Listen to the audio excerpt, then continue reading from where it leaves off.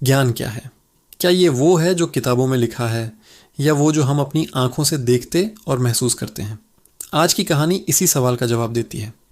एक कहानी एक ऐसे उल्लू की जिसे अपने ज्ञान पर बहुत घमंड था, और एक छोटे से खरगोश की जिसने उसे जिंदगी का सबसे बड़ा सबक सिखाया।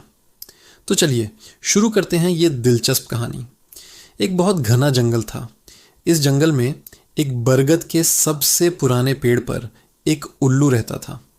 वो उल्लू कोई आम उल्लू नहीं था। उसकी उम्र बहुत ज़्यादा थी, और उसने अपनी पूरी ज़िंदगी बस किताबें पढ़ने और ज्ञान इकट्ठा करने में बिता दी थी।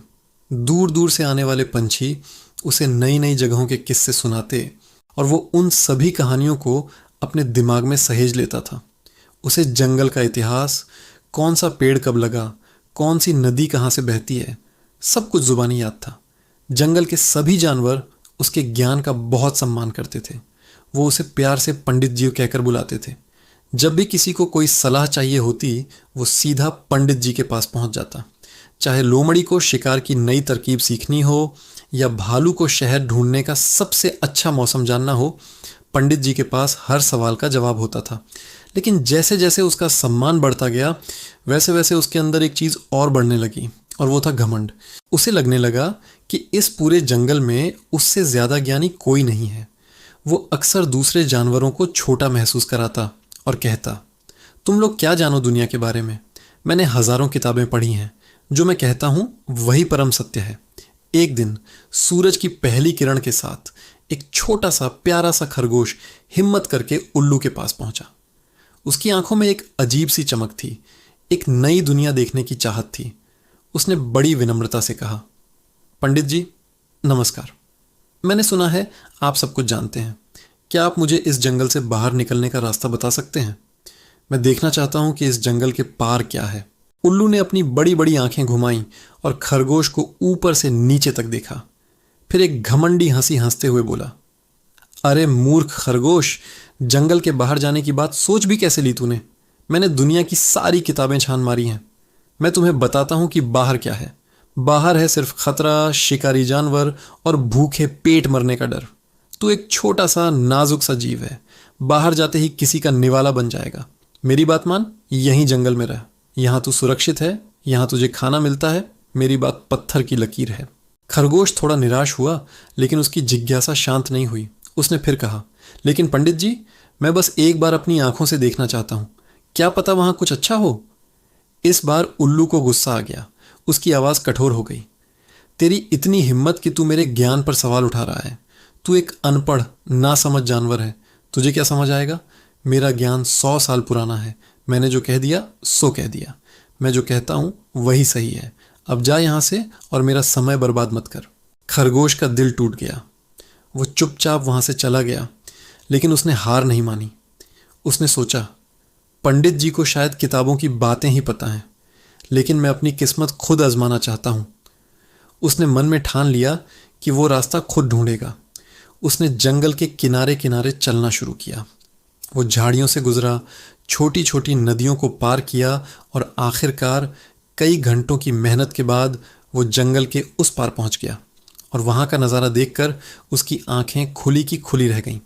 सामने एक विशाल हरा भरा घास का मैदान था, जो दूर दूर तक फैला हुआ था। मुलायम ताज़ी घास सूरज की रोशनी में चमक रही थी। रंग बिरंगे फूल खिले हुए थे, जिन पर तितलियां मंडरा रही थीं। वहां ढेर सारा ताज़ा चारा था, ऐसा चारा जो उसने जंगल में कभी नहीं देखा था। वो खुशी से उछल पड़ा और पेट भरकर मज़े से खाने लगा। उसने सोचा, पंडित जी तो कह रहे थे कि बाहर सिर्फ खतरा है, लेकिन यहाँ तो जन्नत है। दूसरी तरफ जब रात हुई तो उल्लू पंडित अपने घमंड में चूर होकर शिकार पर निकला। वो आसमान में ऊंचा उड़ रहा था और मन ही मन सोच रहा था, मैं ही इस जंगल का राजा हूं। मेरा ज्ञान ही सर्वोच्च है। वो इन्हीं ख्यालों में इतना खोया हुआ था कि उसे सामने आती एक मोटी पेड़ की टहनी दिखाई ही नहीं दी। इस बार उल्लू को गुस्सा आ गया। उसकी आवाज़ कठोर हो गई, तेरी इतनी हिम्मत कि तू मेरे ज्ञान पर सवाल उठा रहा है। तू एक अनपढ़ नासमझ जानवर है। तुझे क्या समझ आएगा? मेरा ज्ञान 100 साल पुराना है। मैंने जो कह दिया सो कह दिया। मैं जो कहता हूं वही सही है। अब जा यहां से और मेरा समय बर्बाद मत कर। पूरी रात वो वहीं पड़ा रहा। सुबह जब खरगोश अपना पेट भरकर खुशी खुशी जंगल लौट रहा था तो उसने उल्लू को जमीन पर घायल अवस्था में पड़ा देखा। वो फौरन उसके पास दौड़ा। उल्लू दर्द से कराह रहा था। खरगोश ने एक पल भी नहीं सोचा। उसने अपनी पूरी ताकत लगाकर उल्लू को अपनी पीठ पर लादा और उसे सहारा देते हुए पेड़ की एक सुरक्षित खोखल तक पहुंचाया। उसने पास की एक जड़ी बूटी लाकर उल्लू की आंख पर लगाई, जिससे उसे थोड़ा आराम मिला। उसने जंगल के किनारे किनारे चलना शुरू किया। वो झाड़ियों से गुजरा, छोटी छोटी नदियों को पार किया और आखिरकार कई घंटों की मेहनत के बाद वो जंगल के उस पार पहुंच गया और वहां का नज़ारा देखकर उसकी आंखें खुली की खुली रह गईं। धड़ाम! वो जोर से उस टहनी से टकराया। टक्कर इतनी जोरदार थी कि उसकी एक आंख में गहरी चोट लग गई। उसे कुछ भी दिखाई देना बंद हो गया। सब कुछ अंधेरा हो गया। वो दर्द से चीखता हुआ, पंख फड़फड़ाता हुआ सीधा नीचे जमीन पर आ गिरा।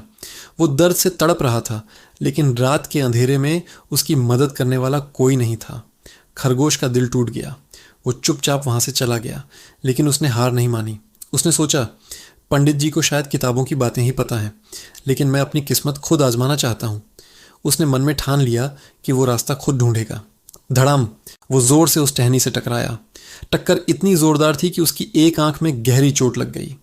उसे कुछ भी दिखाई देना बंद हो गया। सब कुछ अंधेरा हो गया। वो दर्द से चीखता हुआ, पंख फड़फड़ाता हुआ सीधा नीचे जमीन पर आ गिरा। वो दर्द से तड़प रहा था, लेकिन रात के अंधेरे में उसकी मदद करने वाला कोई नहीं था। पूरी रात वो वहीं पड़ा रहा। सुबह जब खरगोश अपना पेट भरकर खुशी खुशी जंगल लौट रहा था तो उसने उल्लू को जमीन पर घायल अवस्था में पड़ा देखा। वो फौरन उसके पास दौड़ा। उल्लू दर्द से कराह रहा था। खरगोश ने एक पल भी नहीं सोचा। उसने अपनी पूरी ताकत लगाकर उल्लू को अपनी पीठ पर लादा और उसे सहारा देते हुए पेड़ की एक सुरक्षित खोखल तक पहुंचाया। उसने पास की एक जड़ी बूटी लाकर उल्लू की आंख पर लगाई, जिससे उसे थोड़ा आराम मिला।